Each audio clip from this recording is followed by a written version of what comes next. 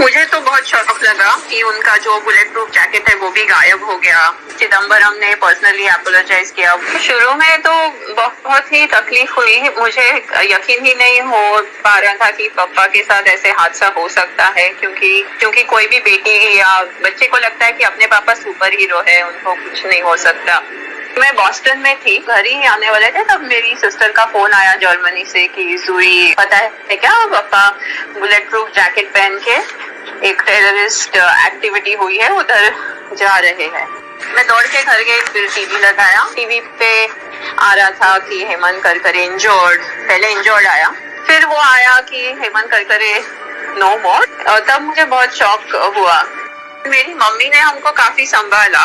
एक सिंपल ही बात कही उन्होंने, वो नसीब वालों को ही शान मिलता है कि अपने देश के लिए लड़ते वक्त अपने जान कुर्बान कर दी देश के लिए।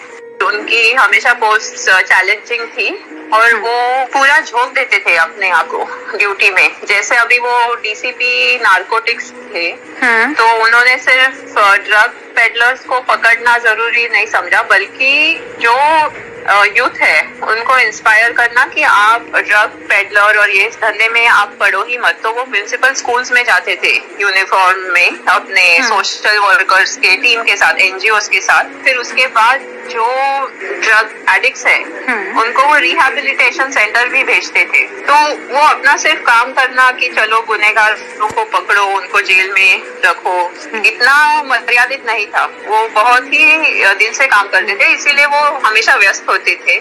10 साल पहले जो करकरे साहब ने जो काम किया है उसके बारे में लोग आज भी बात कर रहे हैं।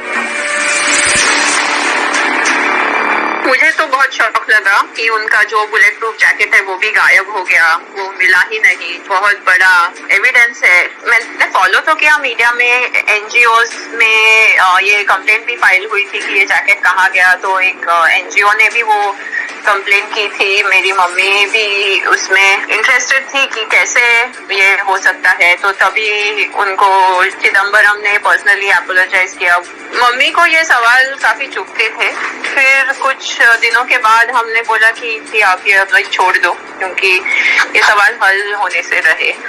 विनीता कामटे जी ने काफी सपोर्ट किया मम्मी को। उन्होंने काफी चीजें क्लियर की। पापा के जो वॉइस रिकॉर्डिंग्स है वो उन्होंने मुझे भेजे, तो उसमें पापा ने क्लियरली बोला है कि call the army and circle the Cama hospital. मतलब जैसे लोग कहते थे कि ही वॉज नॉट प्रिपेयर्ड और ही डिड नॉट अंडरस्टैंड, तो ऐसे तो नहीं है। पुलिस ऑफिसर्स लड़े, मतलब मुंबई पुलिस, उनके पास जो पुराने जमाने के वो गन्स थे वो लेके भी काफी मुंबई पुलिस लड़े अब है, लेकिन उनको वो सब मिलना चाहिए। तो इसकी वजह से आई सपोर्ट विनीता कामटे। इसीलिए मैंने किताब लिखी ताकि अवेयरनेस हो।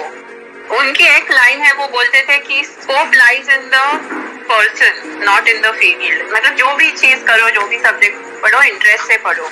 मैंने एक किताब लिखना शुरू किया उसी साल 2008। तो एक हिसाब से मुझे वो किताब लिखना it was like a therapy for me, क्योंकि मैं इस हादसे के बारे में बहुत कम लोगों से बात कर पाती हूँ। मुझे थोड़ी झिझक होती है, लिखने से मुझे और ताकत मिलती गई और मैं खुद इंस्पायर होती गई।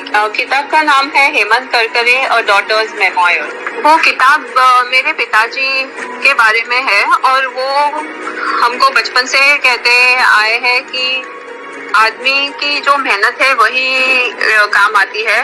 कोई लक नहीं होता है कि कोई अगर अव्वल नंबर प्राप्त करता है कोई छात्र, तो वो कोई लक नहीं है, आपको मेहनत करना जरूरी है। तो